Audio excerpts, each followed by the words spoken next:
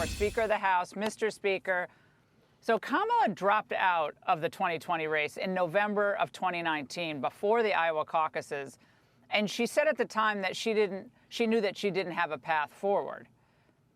What's changed now for her? Is it just that some big money will line up behind her? Or do you consider the possibility of her being the sacrificial lamb for the people really running the Democrat Party, as someone to just, finally dismiss her and just get ready for 2028? Well, there could be two rules of thought here. Nancy Pelosi was the person behind this, but I was told by a couple Democrat congressional members from California that behind the scenes, Nancy Pelosi says Kamala Harris would be worse than Biden. So the other thing you see is, you're correct, she dropped out of the primary for president, even when she ran for Senate, and she's only running against another Democrat because we have the top two in California. They had to retool her campaign. She comes from San Francisco, of all places. That's been her history. They may be pushing her out at the very beginning to see if she collapses really soon and then bring another Democrat up and have an open race inside the convention.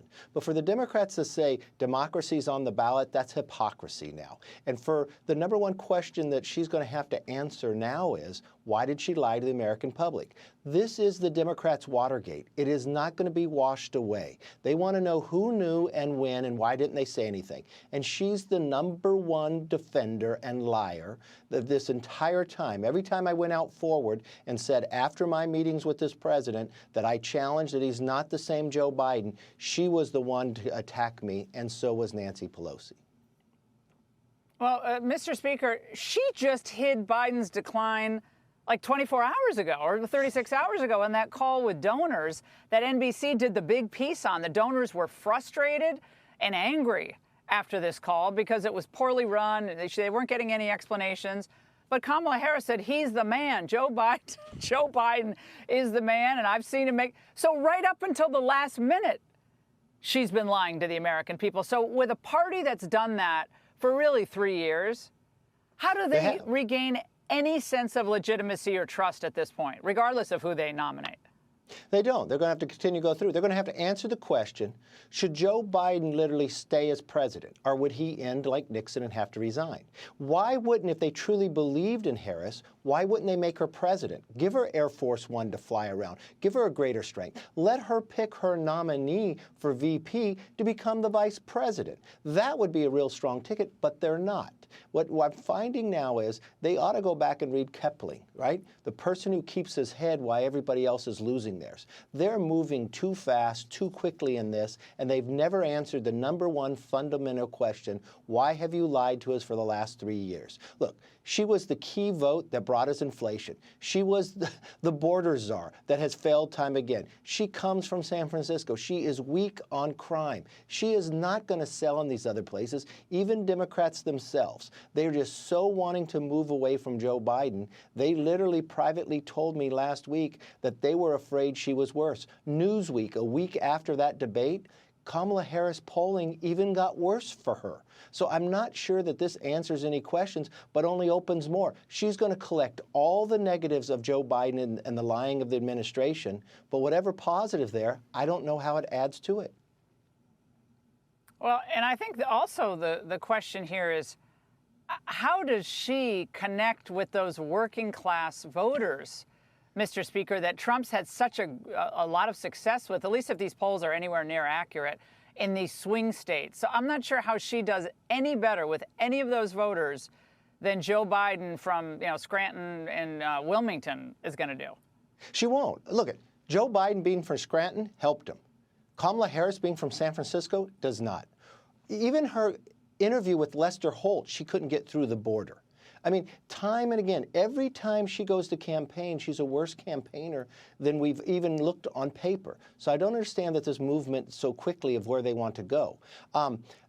What I see really happening here is they're even going to get challenged on the money. I know what they tried to do, take Biden's name off and Harris. That's going to get challenged in court. And the FEC is pretty clear. You've got to give that money back. Or if you run it to a super PAC, that is different because a candidate has one advantage. They get to buy TV at a lower rate than super PACs. And that would be a real disadvantage. But if I was anybody, I would challenge Kamala Harris's right to that money because that is a continual lie to the American public. They gave that money for Joe Biden running for president. They didn't say, when you talk about democracy, when you talk about the rule of law, the Democrats have thrown that all out the window. And if Joe Biden said he'd only get off the ballot if God told him or if a doctor told him, then he's off the ballot now. So tell me what God said and then tell me what the doctor said. So why are you staying as president? Yeah, and it's such humiliation for Biden. I mean, Mr. Speaker, you've been around Washington a long time, so have I. But if this decision is being made to force the guy, and he didn't write that letter, I'm sorry, he didn't write that letter. I don't know who wrote it, but he didn't write it. But to force him to put out a letter, not even giving him the dignity of being able to go on camera and do it the right way. Oh, he's going to do something later in the week. What about the optics of that? That is a shiv in his back up until the very end. Yeah, think about all what they have done to him. Why wouldn't they give this president who's sitting there the right to give an Oval Office address, talk to the entire American public about his own future, in his own words, say why he would no longer be on the ballot?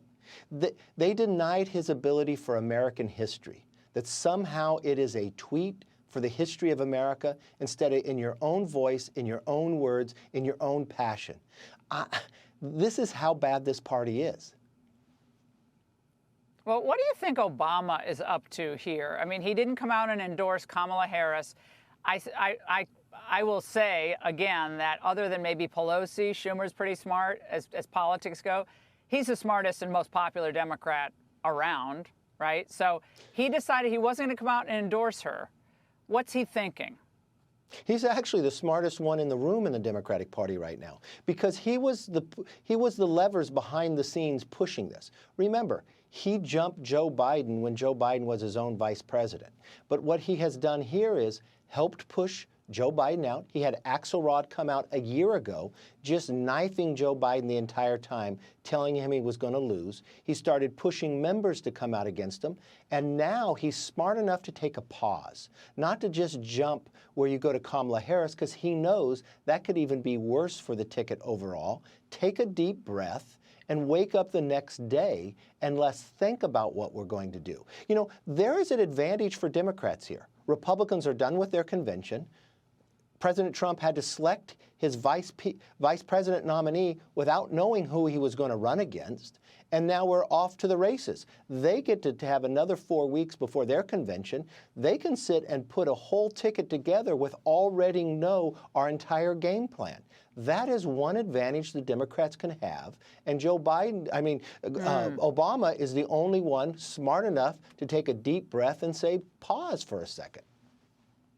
And isn't it true she could flame out in the next couple of weeks, and then she'll be off the contenders list? I mean, if they're willing to do what they did to a guy in Washington for a half a century, the humiliation they rained down upon him today, you don't think if she flubs it up in the next couple of weeks, which is entirely possible, that she'd be off and they'd be on to the next person? Not only is there a chance of her doing it, that is the history of Kamala Harris, of flaming out. She had 20,000 people show up to her announcement for president, probably one of the best rollouts, and she didn't even make it to one primary. No one has ever voted for her for president, and now they're going to make her the nominee? That's unheard of. This is a party that does not care about the rule of law, does not care about democracy, and they are the Machiavellian party because they think the end justifies the means, and they want to blame everything else for every dirty trick they've ever done. Goodbye, old puppet. Hello, new puppet. Mr. Speaker, thanks for joining us. Hey, Sean Hannity here. Hey, click here to subscribe to Fox News YouTube page and catch our hottest interviews and most compelling analysis. You will not get it anywhere else.